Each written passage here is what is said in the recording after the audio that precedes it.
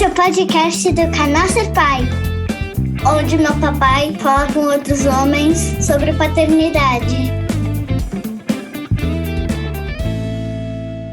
E tá começando mais um episódio do podcast do canal Ser Pai. Hoje eu tô aqui com um cara que eu fiquei muito feliz quando ele topou esse bate-papo. É o educador Marcelo Cunha Bueno, que tá... Olha, eu fiquei surpreso, porque quando eu entrei no teu Instagram e fui ver onde é que tu tava, Marcelo, eu fiquei, não é possível.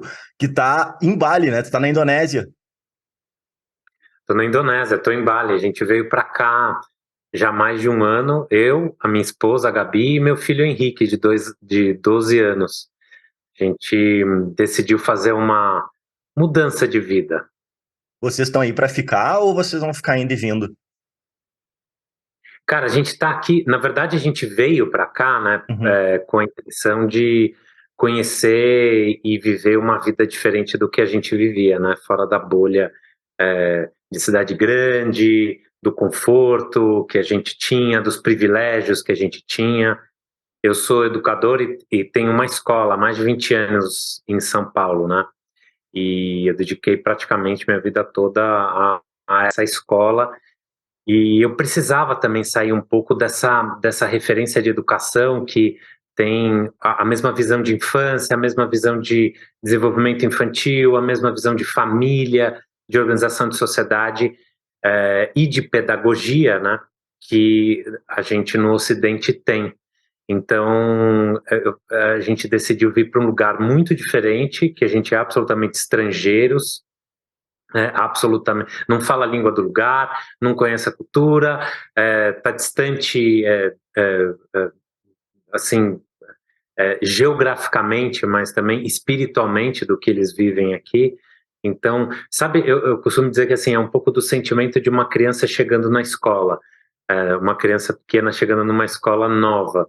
Ela chega totalmente aberta e se conecta ao mundo que ela não conhece, mas ela encontra recursos internos para se dar a conhecer no mundo. Então, eu estou vivendo a minha segunda infância. Ai, que legal. Tu sabe, a minha mãe foi fazer doutorado.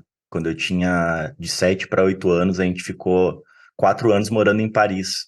E eu tenho muito claro para mim a sensação de chegar num país novo e a sensação de ir para a escola sem saber falar absolutamente nada. Eu sabia perguntar onde é que era o banheiro e dizer se eu tava com dor de barriga, alguma coisa assim, mas era basicamente saber onde era o banheiro. A mãe falou: qualquer coisa tu pede para ir no banheiro. E eu, tá, mãe.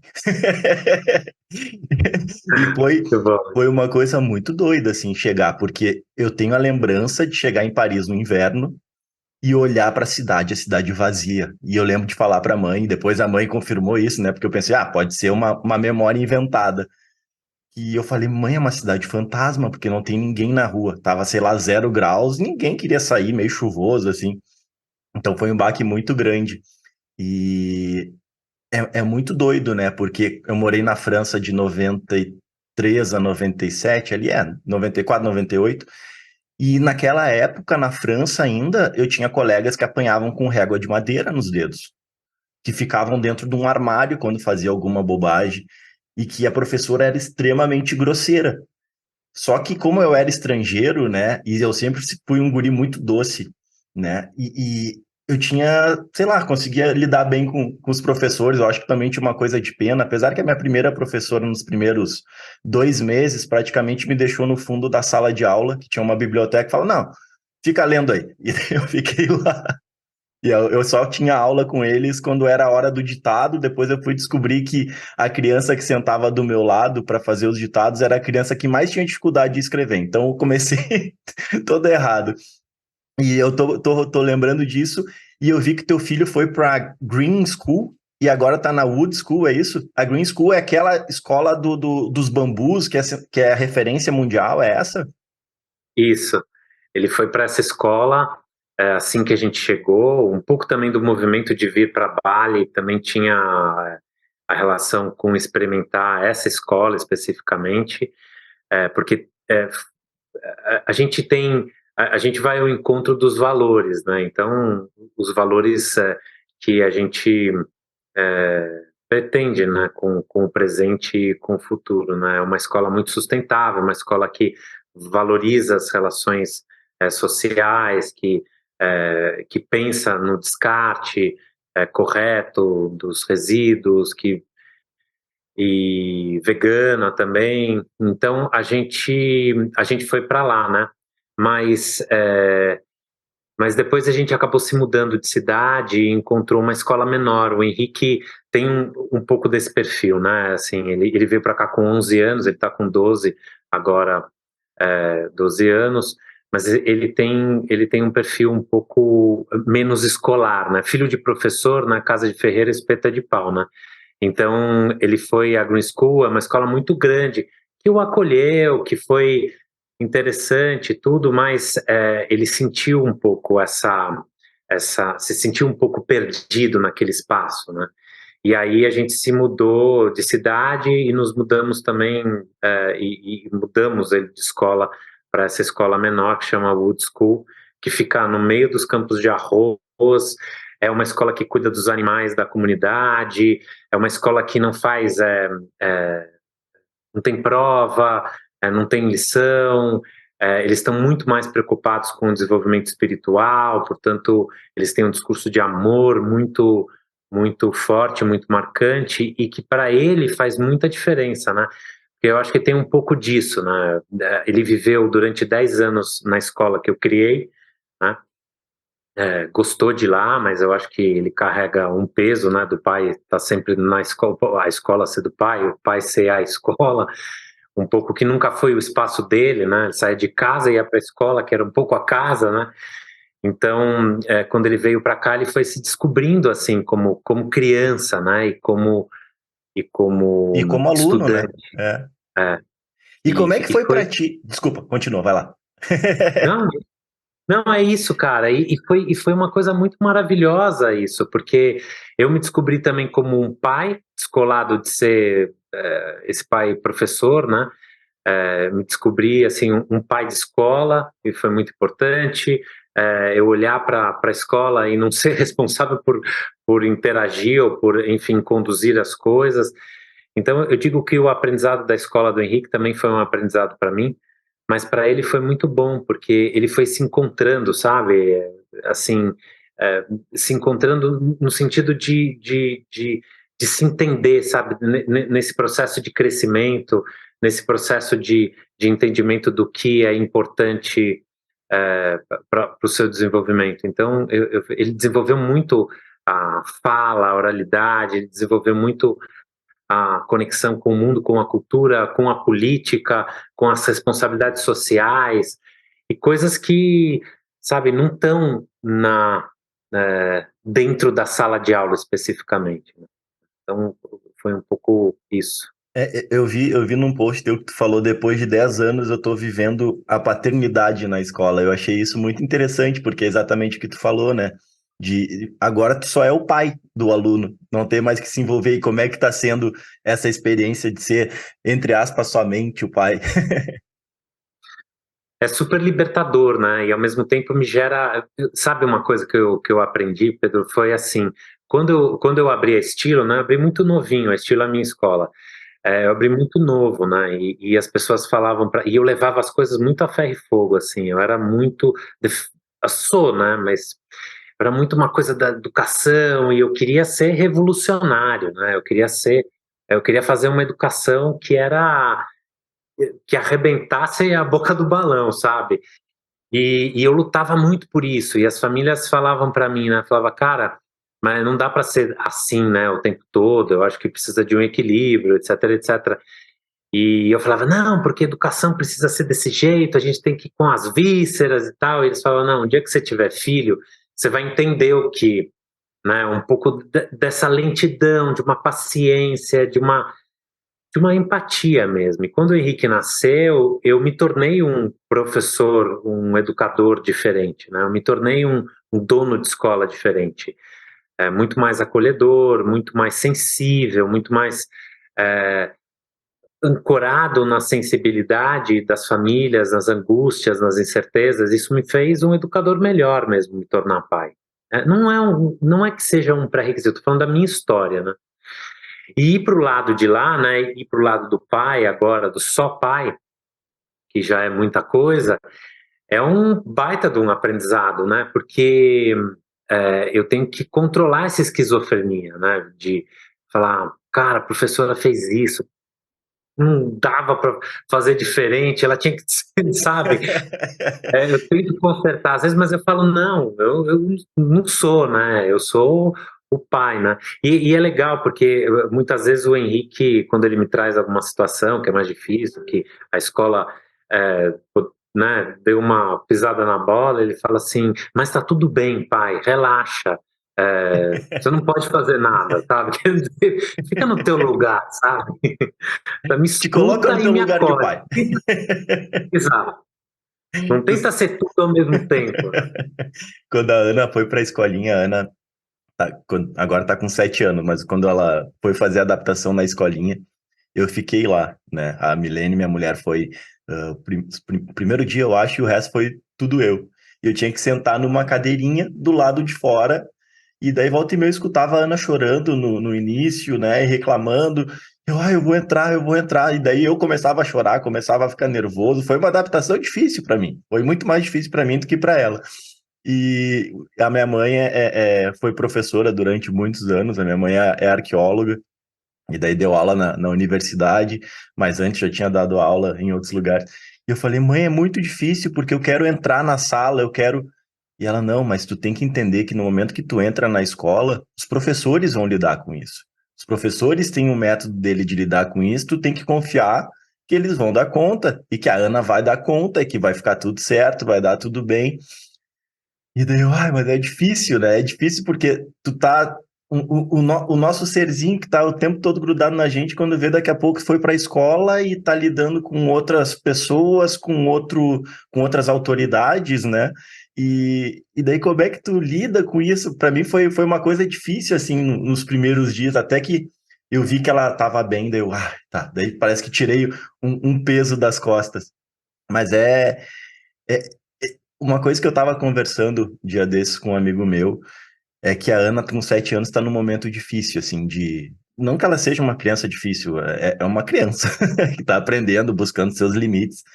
Só que eu sempre falei para ela, Ana, tu tem que ser uma pessoa que pense por conta própria, tu tem que pensar sobre o que eu te falo, tu não precisa concordar sempre com o que eu te digo, eu te falo alguma coisa, tu tem que pensar a respeito.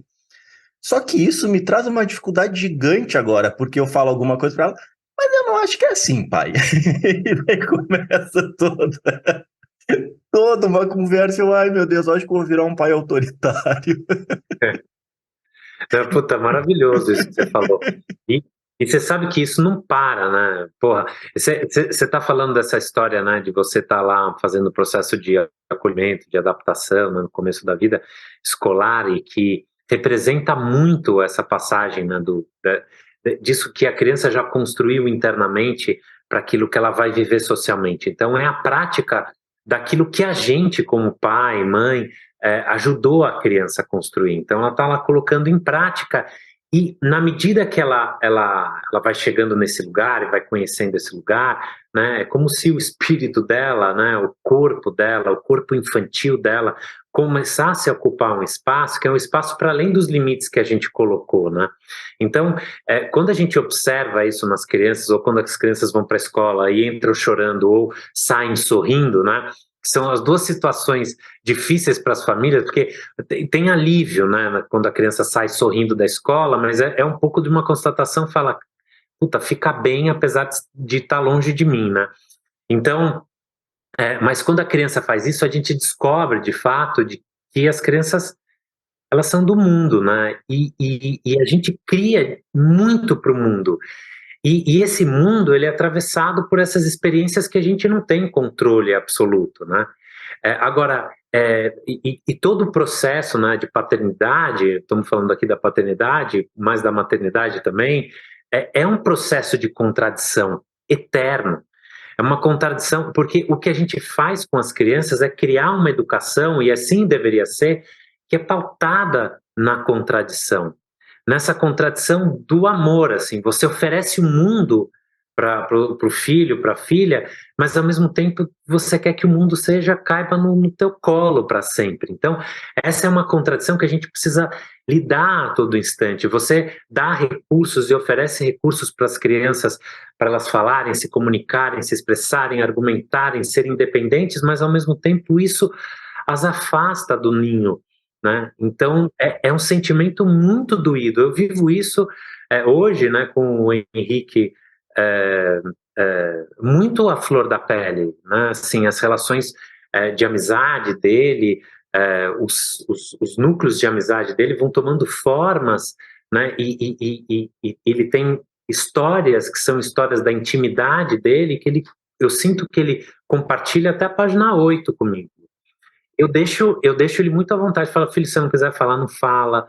Não precisa contar tudo. Guarda um pouco para você, para criar esse espaço de novo de intimidade, que agora não é o espaço que eu criei quando ele era pequeno, é o espaço que eu crio agora, mas com a autonomia dele, né? Então, é algo que não termina. Eu olho para ele, me encho de orgulho, mas eu olho para ele e me enche de saudade também. Então, é muito duro É crescer, bem né? isso, É é bem muito isso. duro. É duro crescer com os filhos, né? Eu acho que esse é o crescimento. Porque não são as crianças que crescem, a gente cresce com as crianças. Então, é duro crescer com os filhos. É lindo, mas é duro pra caramba, a gente não pode mentir, né? É Assim, verdade. E uma coisa que eu me dei conta com a Ana é que a gente vê o tempo passar, né?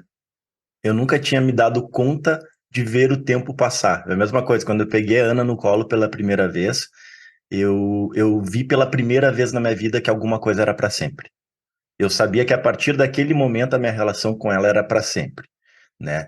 E aquilo mexeu muito comigo. Eu senti um peso muito grande nos primeiros dias. Eu fiquei muito ansioso, ficava muito, meu Deus, é para sempre isso, né? Como é que eu vou lidar? Como é que eu vou dar conta? Porque eu como ator, eu estava começando a ser pai, mas eu como ator não tinha nenhuma rotina, não tinha nenhuma perspectiva de grana, de saber, olha, mês que vem vai entrar tanto, daqui a 2 meses vai entrar tanto. Isso me angustiava muito. Mas voltando ao que tu comentou ali de criar o filho para o mundo, eu acho que muito o papel do pai, né, pode me dizer se eu tiver com o pensamento errado, tá? É tu dar ferramentas e informações para o filho conseguir tomar as próprias decisões, porque a gente não vai estar o tempo todo com eles. A maioria do tempo, na verdade, a gente não vai estar com eles, eles precisam ter ferramentas emocionais, precisam ter ferramentas mesmo físicas, né? Para saber lidar com o que eles vão viver. Então, eu vejo muito a paternidade e a maternidade como, como uma forma de dar ferramenta para a pessoa se tornar um ser humano bacana, sabe?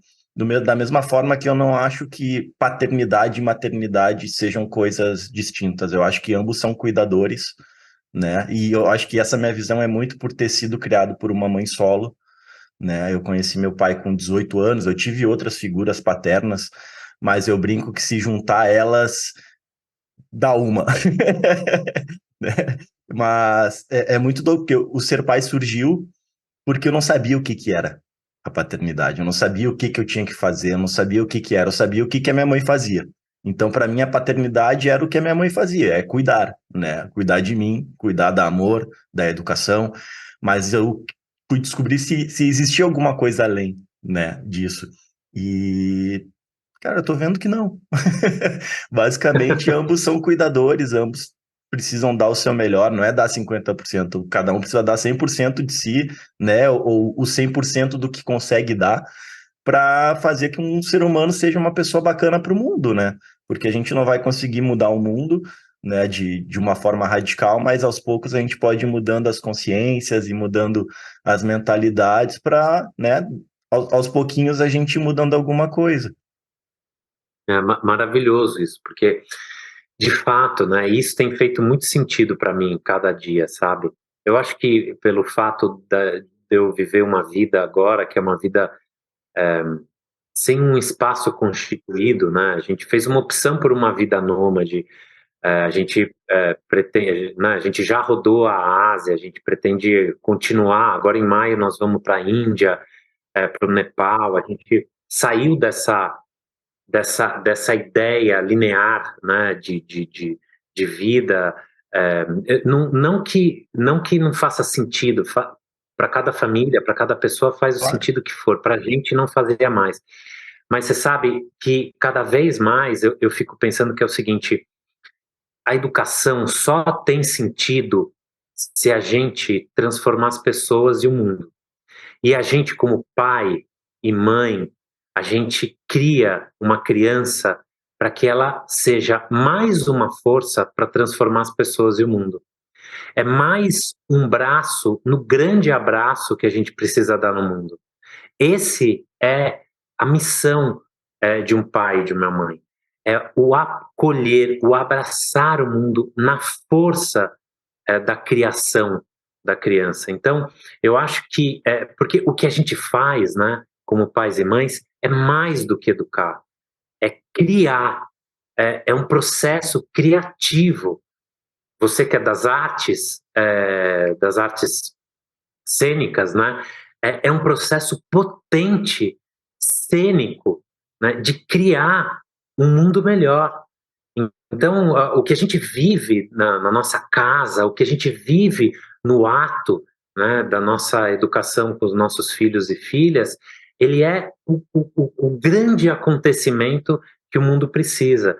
Então, é lógico, quando você segurou no colo a sua filha e você falou, cara, é para sempre, você fez uma conexão de pé no chão e sonho no universo. É isso que você fez, você se conectou com o mundo, e um filho, uma filha é capaz de fazer isso com a gente, e eles lembram sempre a gente disso, porque cada vez que eles choram, cada vez que eles sorriem, cada vez que eles pedem alguma coisa, cada vez que a gente briga com eles, a gente coloca o pé no chão, a gente diz, por que é mesmo que nós estamos aqui? Entendeu? A gente refaz o compromisso com a vida. Mas essa é uma lucidez sensível, não é só uma lucidez de consciência, ela é uma lucidez espiritual que a gente, algumas pessoas têm, outras pessoas não têm. Porque, infelizmente, né, as paternidades, as maternidades do mundo de hoje e do mundo no Ocidente, principalmente, elas são muito atravessadas pela performance, né? Pela paternidade e a maternidade que performam uma, esses ideais, né, de comportamento, de atitude.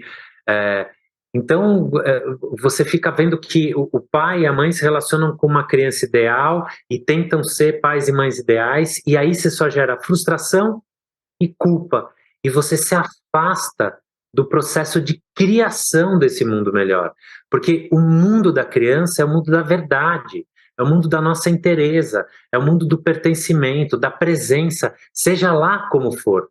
As crianças olham para a gente, eles enxergam na gente tudo, as nossas incertezas, angústias, imperfeições, tudo, e eles amam incondicionalmente. Então, se a gente só performa coisas superficiais e ideais, a gente entrega para eles a culpa, o ressentimento, a dor, o distanciamento, né, a superficialidade da relação. Então, o meu trabalho hoje, eu não dialogo como professor, como educador, né? Eu não quero dialogar mais com a bolha, né? Que é a escola particular, da classe média, branca.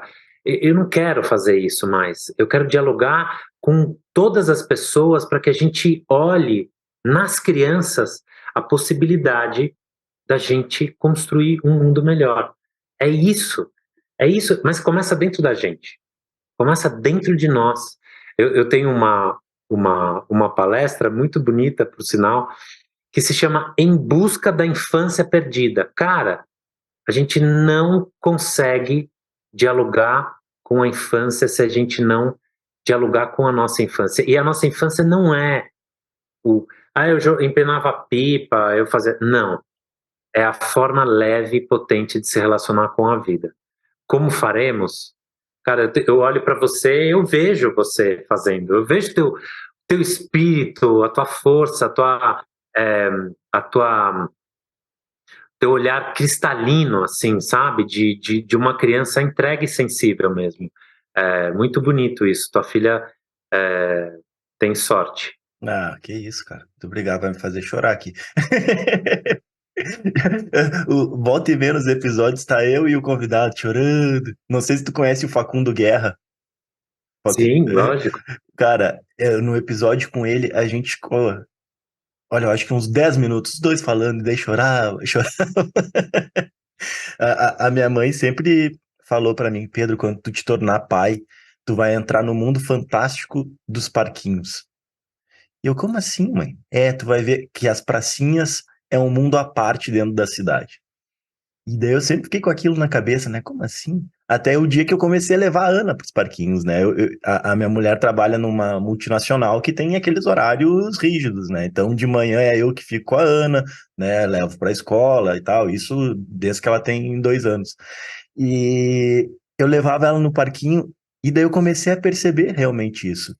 Porque as pracinhas é o momento que as crianças estão dando os primeiros passos da socialização, aprendendo a lidar com o outro, aprendendo a lidar com o seu pertencimento, né, com o seu, com os seus brinquedos junto com as outras crianças, né? São vários elementos que a gente vai percebendo e se dando conta de como é mágico a pracinha, né? A pracinha é uma coisa muito fantástica. Eu até tenho um projeto que eu quero começar a rodar, que é conversas de pracinha, onde eu vou conversar com os pais e com as mães nas pracinhas, né? Porque é muito mágico o que acontece lá dentro. Porque tem crianças de tudo que é idade e que estão se relacionando de formas muito distintas, e isso é o início da socialização delas e do que elas vão viver na sociedade, né, como um todo. Exato. Maravilhoso. Tu, tu, Maravilhoso. como é que eu vou te dizer? Tu percebeu isso também ou é uma coisa minha e da minha mãe? Não, eu não era um cara eu não fui um pai de pracinha. Quando eu tentava aí, mas eu não era um sujeito. Você sabe, eu fui uma criança muito brincante, sabe? Eu brinquei com Playmobil, os bonequinhos até Eu adorava 16 anos. Playmobil. Adorava. Cara, puta, é maravilhoso, né? Maravilhoso. E eu guardei todos os meus Playmobils para usar um dia com o meu filho, com a minha filha, enfim. E eu sempre achei que eu fosse ser, por ter uma infância muito brincante, eu vivia filho único também de uma mãe solo, e, e eu vivia, cara, assim, super no mundo da fantasia. Eu falei, cara, quando eu for pai, né, eu vou ser o cara brincante. E o Henrique, quando o Henrique começou a crescer e tudo mais, eu fiz uma brincadeira com ele, sabe? Aí eu fiquei maravilhado, porque ele imitou o som que eu estava imitando. Foi a última vez que eu consegui brincar. Ele chegava do meu lado com um brinquedo, eu bocejava.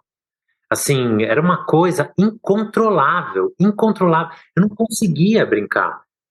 Totalmente bloqueado e com uma puta preguiça, tal.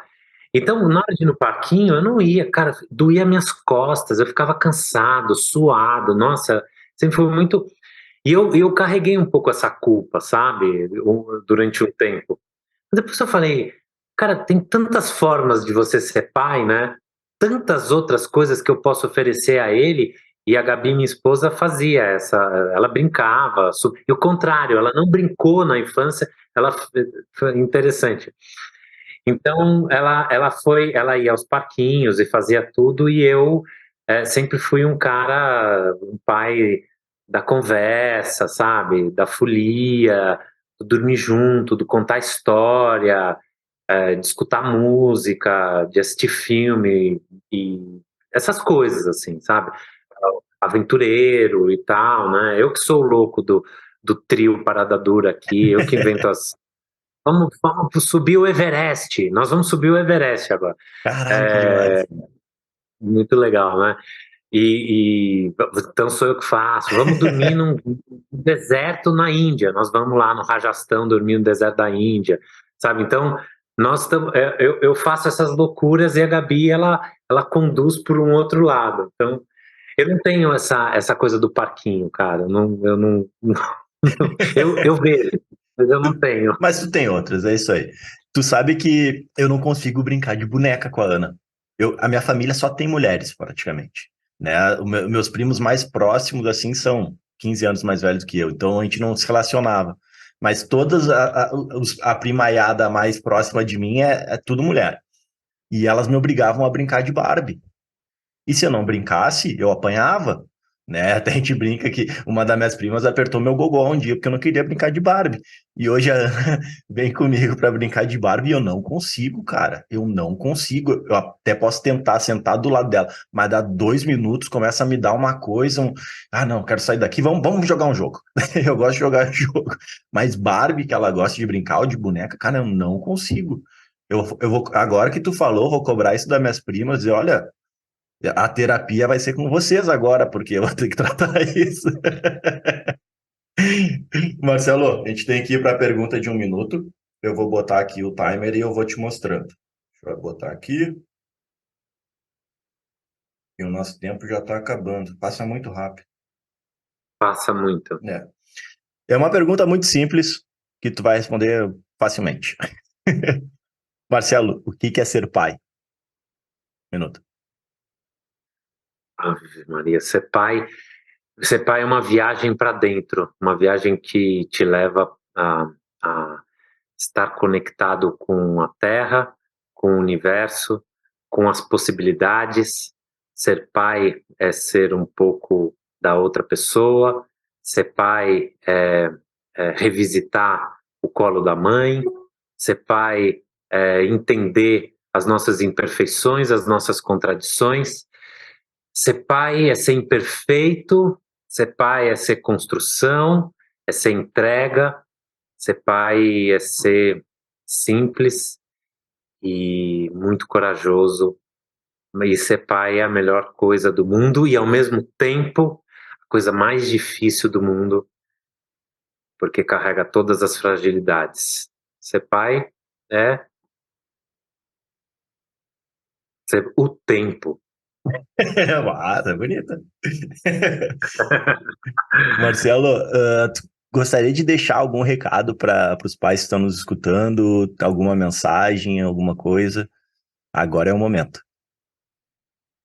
Cara, eu quero falar muito com os pais. As crianças precisam de figuras, de pessoas presentes.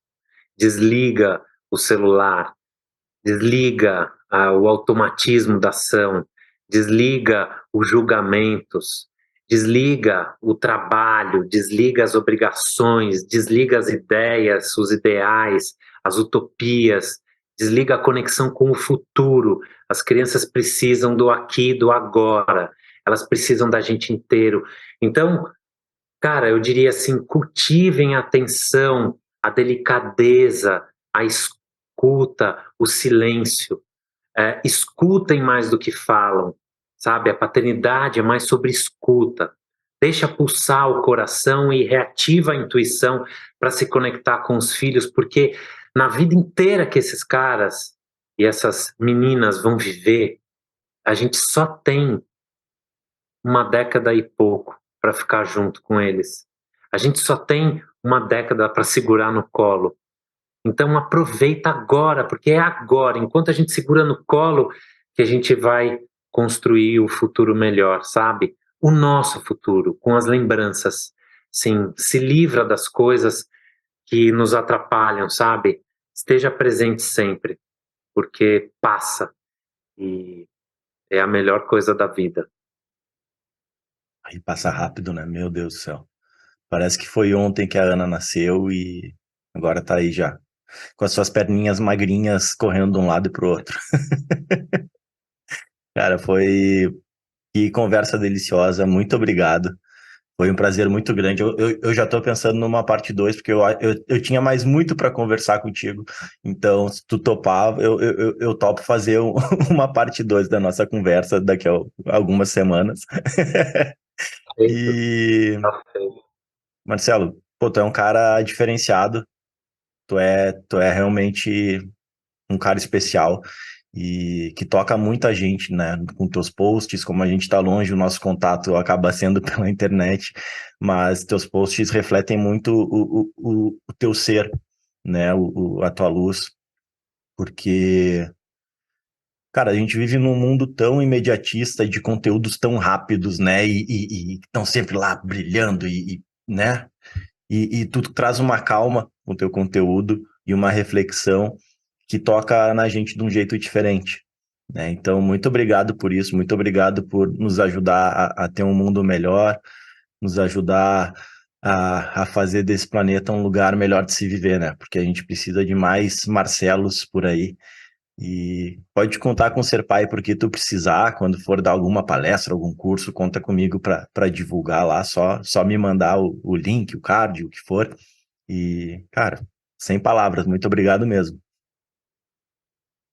Te agradeço demais o convite, e o teu trabalho é muito, muito importante para uma galera que você nem tem ideia, né? Isso que eu acho mais lindo, assim, a gente faz sem saber para quem. Então, vai na fé e é isso, conta comigo mesmo, vamos fazer o 2, o 3, o 4, estou aí, estou aberto. Maravilha. Pessoal, muito obrigado para quem nos escutou até aqui. Até a próxima. Esse foi mais um episódio do podcast do Canal Ser Pai, Sociedade Educativa Recreativa Pai. Para saber mais sobre o projeto, acesse no Instagram @ocanalserpai, no YouTube /SerPaiTV e no Facebook @Canal Ser Pai. Até a próxima!